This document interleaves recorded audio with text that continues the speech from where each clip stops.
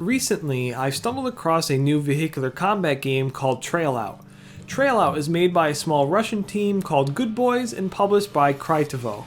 Made in Unreal Engine 4, the game takes heavy inspiration from FlatOut 2 and is releasing in 2022 on PC. A demo of the game recently came out, so I decided to give it a try. Here's my feedback on the demo, what is good, what is bad, and the general quality of life improvements that I think should be considered.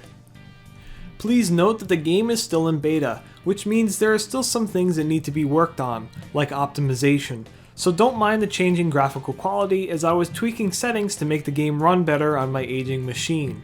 Regardless, let's get into my feedback. Content-wise, the game seems to be shaping up really well. Being that it's a demo, there's a limited amount of content, but it seems the developers are really trying hard to bring everything from FlatOut 2 and more. 35 vehicles, 7 game modes including a stunt mode, a good variety of maps, split-screen multiplayer, and even a storyline. For a small team, I am quite impressed at what they're aiming for. The maps are also excellent.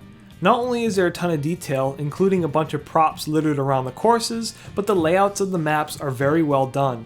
They even brought in some of FlatOut 2's bonus racetracks as cross tracks, which are so fun to play on. The vehicle models and the overall damage model is also quite good. I love the designs of the vehicles and they take a lot of visual damage, deforming in a realistic looking way.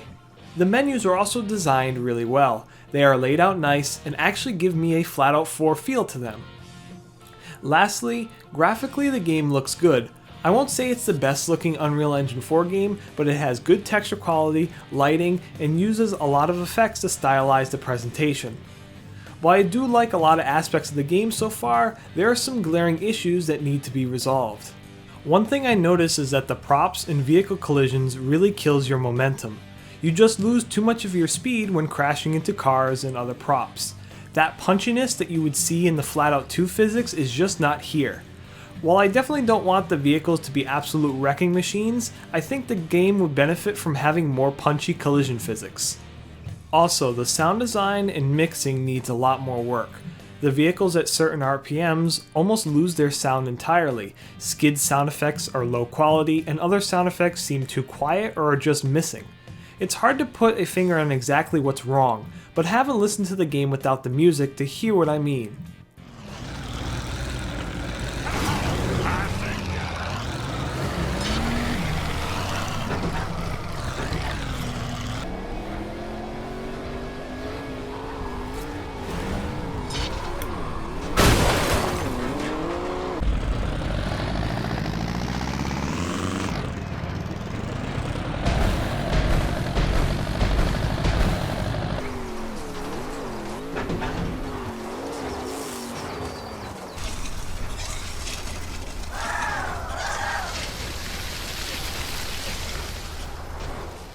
Lastly, the suspension physics are absolutely horrendous. There are settings that you can change to make the vehicle more stable, but even when I turn them all the way up, the suspension is still too bouncy. Every little bump and elevation change in the road makes the car so unstable to control. This also leads to vehicles flipping way too easily, whether that's due to props or in collisions with other cars. Even after the hotfix, this is still a problem.